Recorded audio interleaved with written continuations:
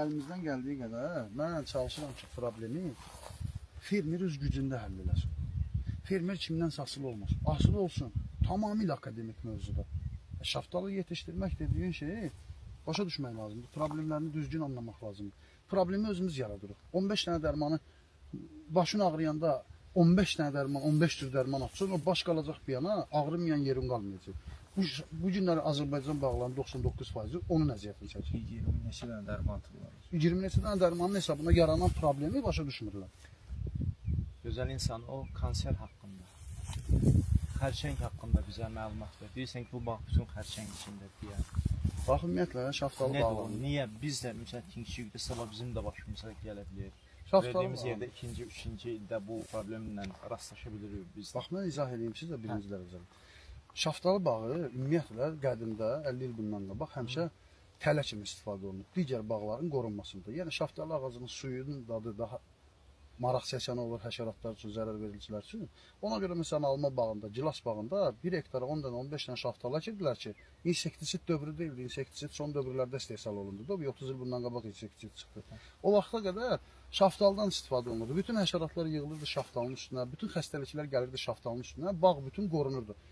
Zaten bağda xəstəlik olsaydı heç bir çarə yox idi. Bazarda nəysə satılmırdı. Bu günləri Mendeleyevin bütün cədvəli satılır. Duboy aptekə girirsiniz, bütün tək elementlərdən tutmuş 2500 adda fungisit, insektisitə qədər bir adi bir dənə agromarketdə tapa bilirsiniz.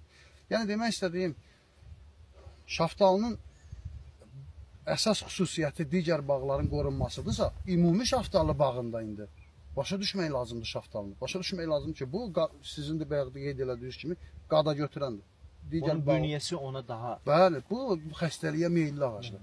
Bundan ötürü düzgün bir şəkildə bordodan istifadə olmalıdır. Bunun ən ciddi dərmanlaması bordo məhluludur. Yəni kökdənmi?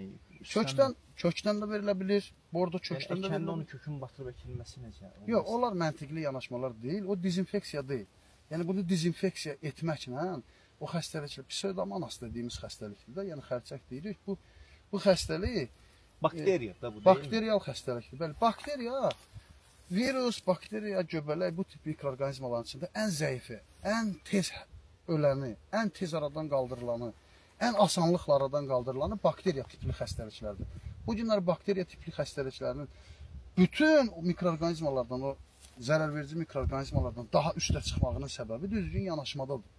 Yəni düzgün yanaşmamız yoxdur. Biz bu günlər asan bir şəkildə suda həll olanına qaçırıq. Yəni işimiz asan olsun. Nə bilim, texnikalar rahat bir şəkildə misoksixlorid, misidroksit. Bu misidroksit, misoksixlorid heç 10% deyil bordonun. Bordonun görəcəyi ümumi işin 10% deyil. Yəni konkret olaraq hər kəs bilməlidir ki, 50 il bundan qabaq şaftalı da var idi, şaftalı bağları da var idi, amma xəstəliklər bu qədər deyildi. Əsas səbəblərindən biri düzgün bordonun olmamasıdır. Bazarda düzgün bordonun olmamasıdır. Bazarda bugün satılan bordoların əksəriyyəti, ümumiyyətlə bordo məhlulu haqqında ayrıca bir neçə dəfə paylaşımlarım var. Bordo məhlulu heç bir halda hazır satıla bilməz. Bunu heç bir agrokimyaçı, heç bir kimyaçı təsdiqləyə bilməz.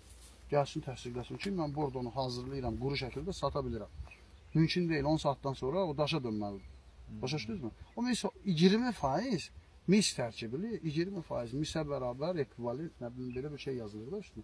Misoksixloriddir. O da ümumi bordonun görəcəyi işin 10%-ni görür.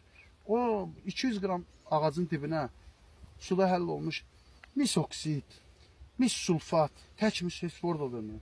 200 qramın onun dibinə yazda axıdılsa, yazda, yəni yağışlardan həmən sonra ağac tam ayılmamış, 200 qram ora missulfat axıdılsa, heç bir halda bağda heç bir bakteriyal xəstəliyi yaxın gələ bilmir. Bakteriyal dediyim ən zəifidir. Göbələk daha ciddi problem yaradır.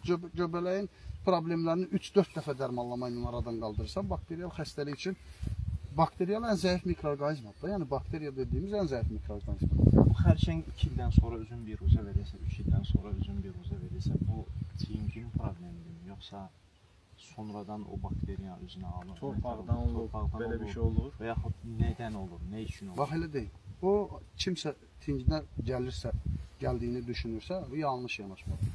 Torpaq 1 kvadrat, 1 kub santimetrində 200 milyon canlı gəzdirir özünü. O 200 milyon canlının içində ola bilməz ki, bakteriyal mikroorqanizmalar olmasın. Qeyri-mümkündür. Sadəcə olaraq xəstəliyi xəstəliyə immunitet azalır ağacda, ağacın düzgün qidalandırılması aparılmır, torpaqda düzgün bir tədbirlər görülmür. Həmin xəstəliklər üçün, yəni o xəstəliyin belə bir çəkiliş üçün demirəm, özümüzdə izah edirəm. Torpaqda hər bir mikroorqanizm olmalıdır. Bəzən torpağı aparıb laboratoriyada analiz edirlər ki, bunun tərkibində filan mikroorqanizma var, yoxdur. Olmasa buna torpaq deyə bilməzsən. Torpağın tərkibində o botritis göbələyi olmalıdır, fuzarium, fitium göbələyi olmalıdır ki, mən öləndə, mən qəbrin içində bütöv qalmayayım, məni parçalayıb yesin torpaq. Başa düşün, torpaq o deməkdir. Torpağın içindəki həmin mikroorqanizmalar, bu bitkinin sağlamlığı, heç bir mikroorqanizmanı Allah yaratmayıb ki, get, Namanqanda Eşən müəllimin bağında problem yarat. Belə bir qayda yoxdur. Belə bir mikroorqanizma, belə bir hədəfi olan mikroorqanizma ola bilməz. Sadəcə olaraq onun vəzifəsi nədir? Təbiətdə təbiətin ölüm hökmü verdiyi istənilən canlının təkrar torpağa çevrilməsini təmin etmək üçün o mikroorqanizmalar. Fikrim başa düşür. İnsan da ölsə, o mikroorqanizmanın vəzifəsi həmin insanı təkrar torpağa çevirməkdir. Şaftalı da ölsə, o mikroorqanizma zəiflədiyi zaman o bəli, yəni sən düzgün bir qulluq eləsən, o xəstəliyin sənin bağında nə işi var? gübrəni çox verdiyin halda da o ortaya çıxa bilər, az da ola bilər. Gübrəni çox verdiyin halda deyəndə, bütün xəstəliklərin başında azotun düzgün idarə olunmasıdır. Bunu mən demirəm. Mən demirəm bunu. Bütün ədəbiyyatları açsanız, istəyir qədim ədəbiyyatları, 70-ci ilin ədəbiyyatları, istəyir müasir ədəbiyyatları açıb oxuyun. Birinci dərəcəli bağda xəstəliklərin ana səbəbi azotun düzgün idarə olunmamasıdır. Azot düzgün idarə olunmaması o deməkdir ki, düzgün azot forması seçilmir, zamanını düzgün seçmirlər. Məsələn, karbonat fibrəsindən istifadə olunur, düzgün zamanlaması aparılır. Amonium nitrat istifadə olunur, ən sonda istifadə olunması amonium nitratı yaz açılan kimi amonium nitrat verilir. Yanlış tədbirdir. Hər azotun forması özünə görə dövrü var. Yəni torpağın özündə də pH oynaqdır. Bu pH-ın oynaq olmağının səbəbi yaz gəlir, pH aşağıdır. Yüzü yaya doğru getdikcə pH yavaş-yavaş qalxır. Burada bütün reaksiyaların, pH dediyimiz reaksiyaların mühiti deməkdir. Reaksiyaların mühitini əgər deyiriksə, bir torpağa verəcəyimiz gübrədə birbaşa torpaq reaksiyalarında rol alan qida maddələridir. Deməli, mən torpağın pH-ini diqqətə almalıyım da. Yayın ortasında hansı azotdan istifadə etməliyəm, yazın əvvəlində hansı azotdan istifadə etməliyəm, payızda üzü qışa doğru gedirəm, hansı azot formasından istifadə etməliyəm, bu hamısı diqqətə alınmalıdır. Birinci dərəcəli xəstəliklərin başında duran azotun düzgün idarə olunmaması. Bilməm, siz nə dərəcədə qəbul edirsiniz mövzunu, mən o şəkildə qəbul edirəm. Mən o şəkildə qəbul edirəm. Məsələn, bu bağda xəstəliklərimin olduğunu bilirəm. Hansı, hətta həll olunmaz xəstəliklərimin olduğunu da bilirəm. Ona görə mən burada başlı başına buraxa bilmərəm azotu. Yəni, bura sağlam bir şəkildə gəlib eklən ağaclardır da burada. Burada məndən qabaq sağlam bu hardan alınıb bu ağaclar, kökünü olur? Köklər gətirib əkib. Sağlam ağaclar olur. Baxılmayın, düzgün bir şəkildə. Yəni, neçə illik bağlı təxminən bu? 5 illik bağlı. 5 illik bağlı. Yəni, bu dibində bu xərçəklə yaşayır elə 5 illik. Demirəm, bax burada nə qədər ağaclarımız var, kəsdik, atdıq da. İndi bax buranı görürsünüz, bax bunun xərçək bu məhvədir. Gəl bir dənə abi. Baxın, bu məhvədir. Bu tip nə qədər ağaclarımızı kəsdik, çıxartdıq. Var, indi bağın içində girsək, sürənin gətirir, çox belə baxalım.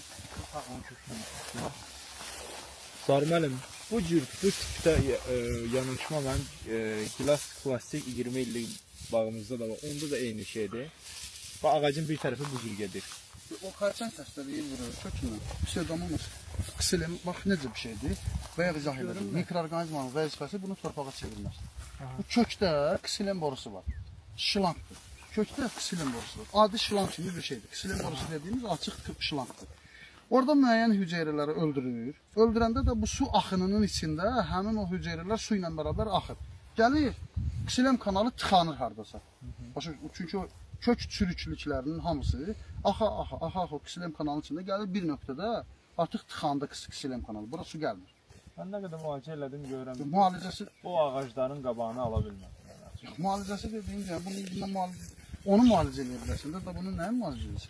Bunda problem varsa bu ağacın burasını kəsib buranı yaşıllaşdırmağa çalışıyorum deyim, tam qurumasını alım. Bax, məsələni başa düşmək lazımdır. Burada saprotit göbələk var və mikroorqanizmalar var.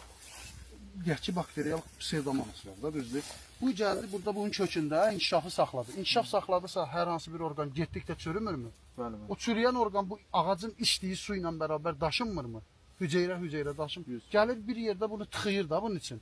Daha önce su gələ bilmir yuxarı. Ancaq çöldən floem qabıq altı floem kanalı ilə su daşınır. O da bu temperaturun altında bu ağacın temperaturunu, daxili temperaturunu sərin saxlaya bilmədiyi üçün bir ilin içində bu ağac məhv olur. Şimdi bunun qarşısını heç bir tədbirlə ala bilməzsən ki. Bu təzə başladığı halda bu qarşısını alır. Bu tıxanmış kanalı necə bir şəkildə açmaq mümkündür? Heç bir şəkildə açmaq mümkün deyil. Xeyirli olsun inşallah işləriniz. Çox sağ olun. Ətraflı məlumatlara görə. Sualınız var mı Mahmud bəy? Yox, təşəkkür edirəm. Sağ olun, var olun.